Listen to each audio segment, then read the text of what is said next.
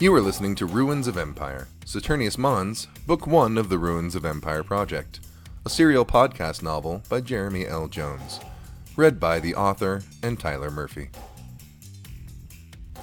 The story so far.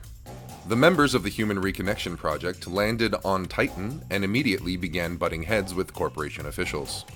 A corporation marine and spy met with Viekko Spade to size him up while he was trying to retrieve his guns from the corporation armory, and Isra Jacario had to persuade corporate dock security to allow them to carry several locked crates along with them on their mission. When the team was equipped and supplied, they found they had one more member joining them by the name of Cronus, an expert in old internet technology. Together, they set out along the coast toward the possible location of the lost city on Titan.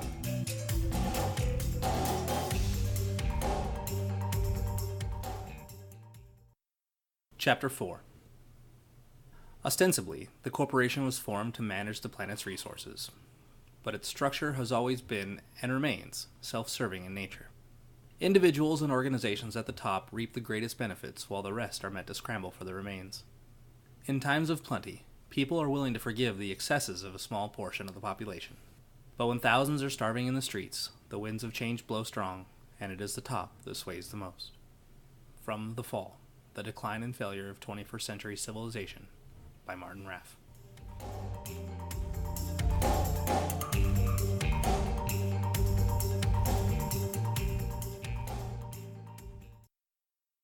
Viekko walked in silence ahead of the crawler.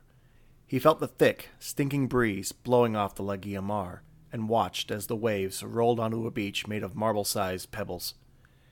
Each time the waves receded, it sounded like 1,000 bubbles popping at the same time. It was enough to drown out the mechanical whine of the crawler behind him. Farther away in the water, the pebbles became sand, and then soil, and disappeared into thick ferns and towering trees, the tops of which disappeared into the clouds. Cronus, laying on top of the crates, reached out and touched invisible things with a metal device wrapped around his arm. He was lost and content in a world of his own, while Thea drove the crawler with all the speed that name would imply. "Viekko, progress report, please," said Isra, walking beside the all-terrain vehicle. Isra seemed to be in a good mood. She didn't normally use the word please outside of diplomatic talks. She probably supposed that it was a waste of time. Viekko pressed a button on his arm and read the data on the screen. "We're clearing the ground at a decent rate, maintaining a steady pace of about 5.5 kilometers per hour. If we keep this up, we could be knocking on someone's door in time for dinner." Isra nodded, satisfied. It will take Laban and his men several hours to set up for hydrocarbon extraction. At this pace, it is possible to get to the location, find proof of civilization, and put a halt to his operation before it even gets started. On top of the stack of cargo crates, Cronus sneezed. A rustling sound in the trees overhead caught Viekko's attention, and he looked up to see a bird with a wingspan as large as a condor leap from the canopy and glide over the Lagia Mar. Farther down the coast, one of these trees was in full bloom. The flowers added an explosion of color to the bleak, orange sky. Viekko smiled at the serene beauty of this place. It was like a massive wildcat dozing in the afternoon sun. Beautiful, majestic, and likely to leave you bleeding out on the ground if the situation goes wrong. The breeze coming off the water died down. Viekko stopped in his tracks and sniffed the air. Althea parked the crawler next to him. "Viekko," said Isra, "why did you stop?" Viekko stuck his nose in the air and took a long breath in. "Something's wrong." From the top of the crates, Cronus launched into a minor coughing fit. Isra looked from the forests to the sea, but nothing moved except the leaves in the wind. "What is it?" "Something don't belong. I smell the sea, the leaves, the flowers, and something else. Something that ain't natural. It's faint, though. Can't quite nail it down." "Is it dangerous?" Viekko watched the coast behind them, but nothing moved. "It's still a ways away. Could be nothing. Still, the best thing to do is to try and put some distance between it and us." Cronus launched into another coughing fit. This one was not so minor. He sounded like his guts were planning a quick and violent escape. Althea looked over her shoulder. "Kronos, are you all right?" Kronos wheezed, coughed for a few more seconds, and rolled off the top of the crates. He landed on the pebbly ground with a heavy crunch.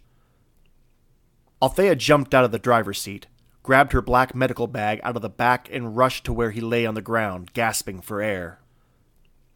Isra and Viekko both knelt down beside him as well. Somehow, in the couple of hours since they left the landing zone, Kronos' head had swelled to the point that he now looked like a pale, distressed pumpkin. He clawed at his throat with fat hands that used to have much longer fingers.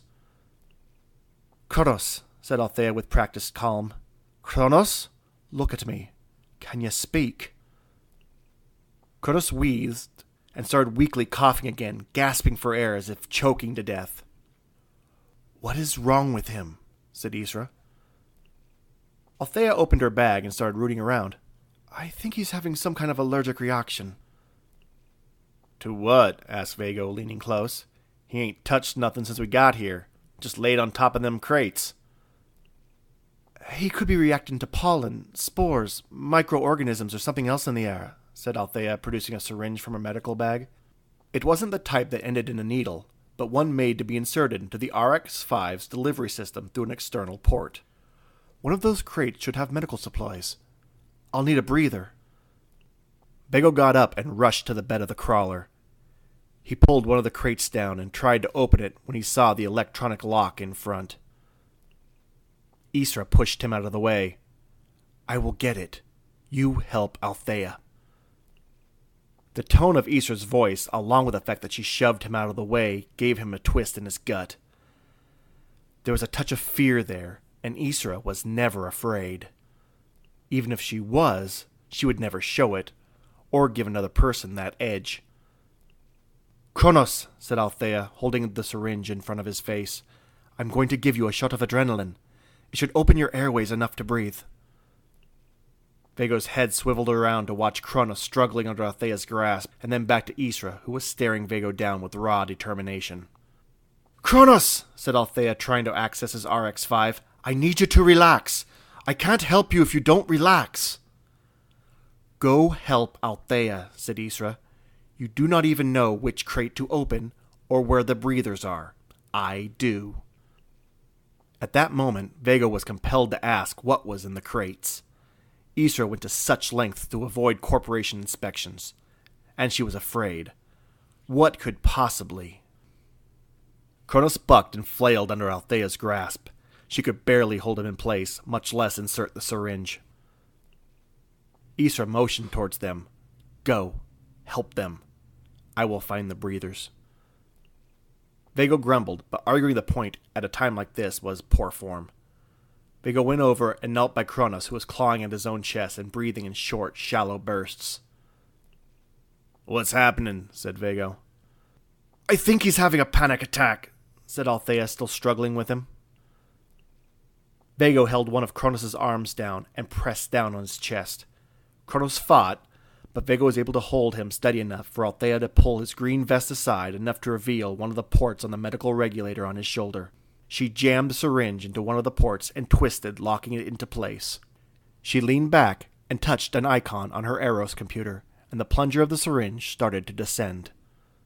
As soon as the medicine was in, Kronos took his first full breath in several minutes. Viekko let go and said, "You all right?" Kronos took a few more deep breaths before he could answer. "I can breathe. What is happening to me?" "I don't know," said Althea. "Am I going to die out here?" Althea grabbed a handheld laser retinal scanner from her bag. "No, you're not going to die. We'll turn back if necessary." She used her fingers to open one of Kronos' eyes, waited for the green laser to scan across the retina, did the same with the other, and said, "Some swelling in the sclera. No infection detected in the blood vessels. Nothing to indicate anything more than a common allergen." Isra returned with a small, clear, plastic mask. Althea took it, slipped the strap over Kronos' head, and fit the mask over his nose and mouth. Try this for now, said Althea. It'll keep your lungs clear and allow you to breathe. How long? Said Kronos, his voice partially muffled by the mask. Until we can determine the cause, and even then, only if we can find a way to eliminate or minimize the symptoms. Viekko and Althea helped Kronos to his feet and walked him to the passenger side of the crawler. As they got him settled again, Viekko caught another hint of the odd smell. It was spicy and floral, but like nothing really found in nature. And it was stronger. Is everything all right? Said Isra. No, said Viekko in a low tone. We need to get moving. Now.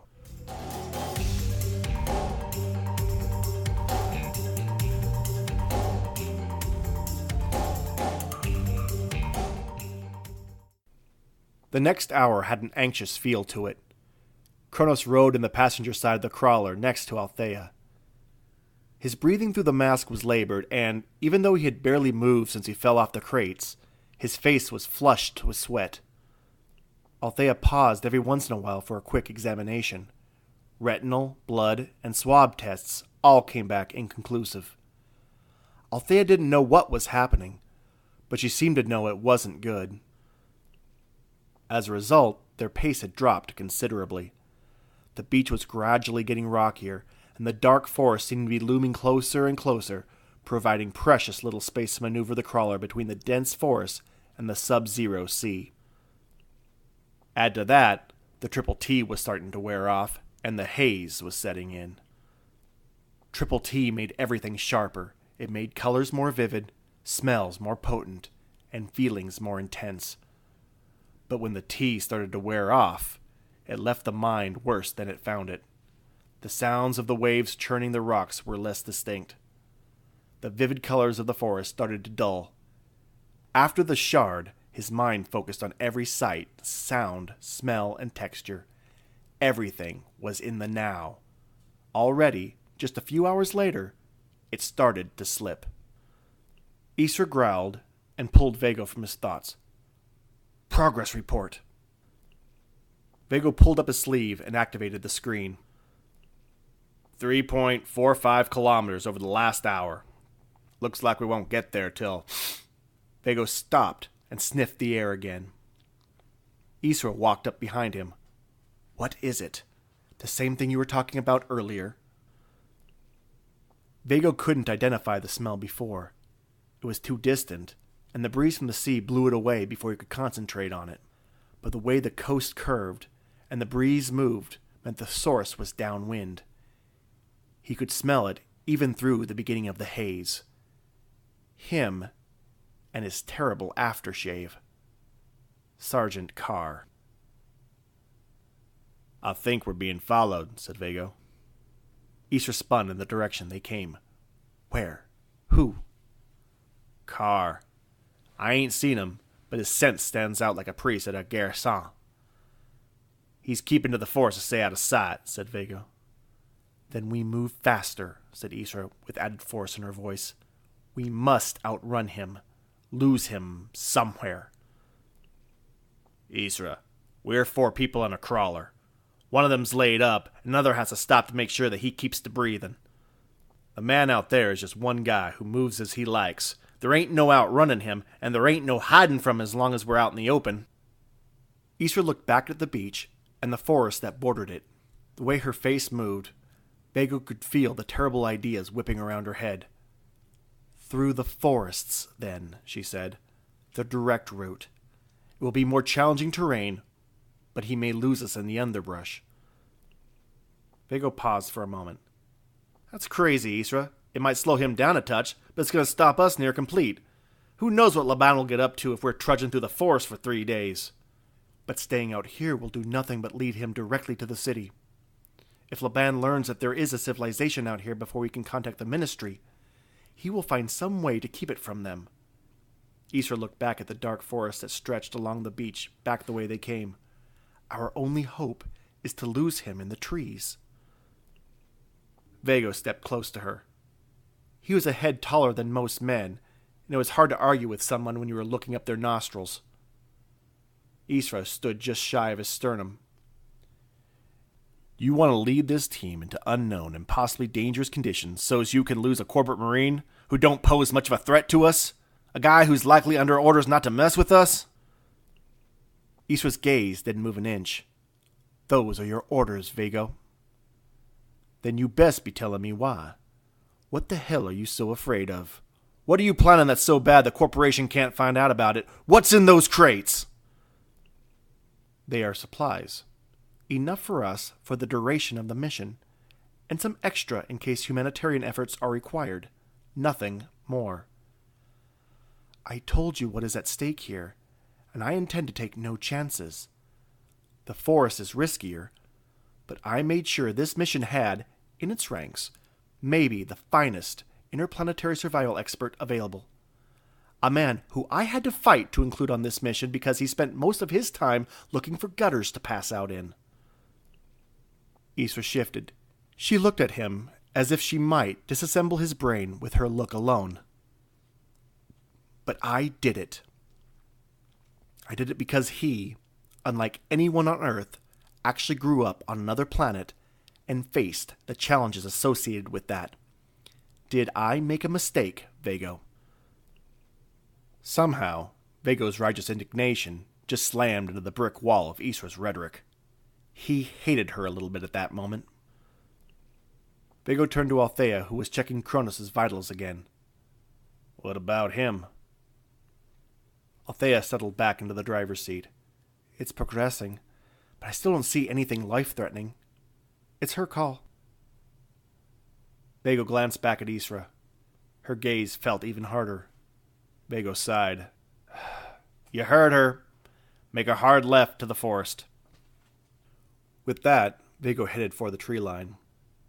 Out of the corner of his eye, he saw leaves rustling in the brush back the way they came. They weren't going to lose Carr in the forest, any more than they were on the beach. The best he could hope for was that Carr would stumble across something hungry, and that thing would be too full to come after the rest of them.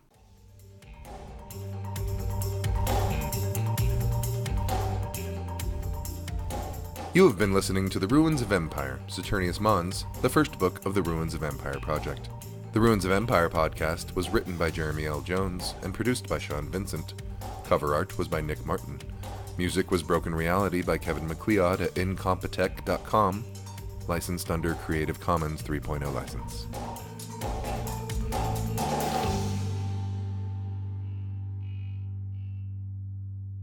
Hey everybody, Jeremy L. Jones here, author of Ruins of Empire.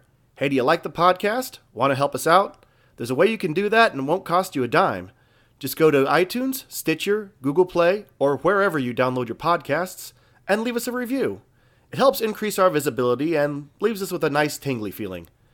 Not sure you like the podcast yet? Well, keep listening. It'll grow on you.